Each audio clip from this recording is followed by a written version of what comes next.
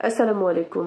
একদিন এক স্বর্ণকারের দোকানে একজন বিধবা মা এবং তার সন্তান আসলো একটি চেন বিক্রি করার জন্য, যেটা ছিল তার স্বামীর শেষ সম্বল। অর্থাৎ তার স্বামী এই শেষ সম্বলটুকু তাদের জন্য রেখে মৃত্যুবরণ করেছিলেন। তো তখন যখন স্বর্ণকারের কাছে বিক্রি করতে আসলো, তখন স্বর্ণকার বলল, এখন তো স্বর্ণের দাম অনেক কম, তোমরা এখন বিক্রি করলে খুব একটা লাভবান হবে না। যখন দাম বেশি হয় আমি তোমাদেরকে জানাবো, তখন তোমরা এটা বিক্রি করো।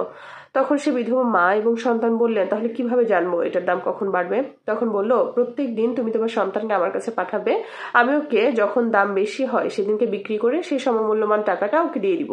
বিধবা মা প্রত্যেক দিনই তার সন্তানকে সেই স্বর্ণকারের দোকানে পাঠাতেন এবং এরকম ভাবে চলতে চলতে স্বর্ণকারের দোকানে প্রতিদিন যখন যাওয়া আসা করতো সেই ছেলেটা, কিছুদিন পরে অর্থাৎ সপ্তাহখানেক পরে স্বর্ণকার বলল, এখন তো স্বর্ণের দাম অনেক বেড়ে গিয়েছে, এখন তোমরা বিক্রি করতে পারো স্বর্ণের চেইনটাকে, তাহলে তোমরা অনেকটা লাভবান হবে। তখন সেই সন্তান বলে উঠল, না, আমি এই চেনটাকে বিক্রি করতে চাই না, আমি আমার বাবার শেষ সম্বলটাকে বিক্রি করতে চাই না। কারণ আমি প্রতিনিয়ত আপনার দোকানে আসতে আসতে স্বর্ণ ব্যবসা সম্পর্কে অনেকটা আগ্রহ জন্মেছে আমার মধ্যে। আমি চাই এই স্বর্ণটা দিয়ে আমি আমার ব্যবসার প্রতিষ্ঠান তৈরি করতে।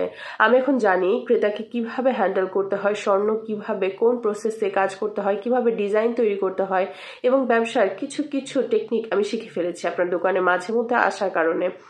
তখন সে কিন্তু সেই স্বর্ণের চেনটা বিক্রি করলো না, সে কি করলো, সেই চেনটা দিয়ে সে তার একটা ব্যবসা দাঁড় করানোর উদ্যোগ গ্রহণ করলো।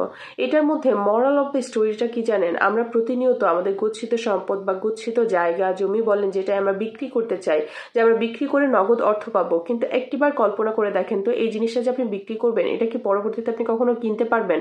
ডেফিনেটলি না, কারণ যখন এটা আরেকজনের হাতে চলে যাবে এটার মূল্য কিন্তু আরো বেড়ে যাবে। আপনি যেই দামে বিক্রি করছেন সেই দামে তো কখনোই কিনতে পারবেন না, এর দ্বিগুণ দাম হয়ে যাবে। তাই নিজের জিনিস ক্ষতি করার চেয়ে আর সম্পত্তি ক্ষতি করার চেয়ে আপনি বলি, অর্থাৎ আপনার মধ্যে যে যোগ্যতা রয়েছে সেই যোগ্যতা বিক্রি করুন, এটার মূল্য অনেক বেশি হবে এবং আপনি অনেক বেশি স্কিলড আপ যখন নিজেকে করতে পারবেন, তখন দেখবেন কখনো আর আপনার সম্পত্তি বা আপনার গচ্ছিত সম্পদ বিক্রি করে আপনার জীবন পরিচালনা করতে হবে না। দেখেন, প্রত্যেকটা মানুষের মধ্যে কিন্তু ইউনিক জিনিস রয়েছে, সেটা আপনাকে নিজে বের করতে হবে এবং আপনার মধ্যে কি ইউনিকনেস রয়েছে বা আপনি কোন জায়গা থেকে কোন জিনিসটা শিখতে পারছেন, সেটা যতই ছোট কাজ হোক আপনি ছোট থেকে শুরু করেন, আপনি দেখবেন একটা সময় কিন্তু অনেক ভালো জায়গায় দাঁড়া হবেন বা ভালো জায়গায় গিয়ে পৌঁছাতে পারবেন। কিন্তু আপনার কাছে গচ্ছিত জিনিস যদি আপনি বিক্রি করে দেন, আপনাকে কিছুদিনের মধ্যে রাস্তায় বসতে হবে, এই জিনিসটা কিন্তু নিশ্চিত হয়ে যেতে হবে। দেখুন, একটা কথা মনে রাখবেন, সম্পত্তি এমন একটা জিনিস যেটা আপনি বিক্রি করলে আপনি এটাকে কিন্তু বেশি কিছু পাবেন না, কিন্তু যোগ্যতা এমন একটা জিনিস যেটা আপনি যত বিক্রি করবেন তত আপনার স্কিল ডেভেলপ হবে, আপনি তত বেশি স্কিলড আপ হবেন, নিজেকে অনেক বেশি বেশি বেশি জ্ঞান অর্জন করার সুযোগ করে দিতে পারবেন। এখন সিদ্ধান্ত পুরোপুরি আপনার, আপনি কি জমি বিক্রি করে জীবনযাপন করতে চান, নাকি আপনার স্কিল্ড অর্থাৎ আপনার যোগ্যতা বিক্রি করে নিজের জীবন পরিচালনা করতে চান?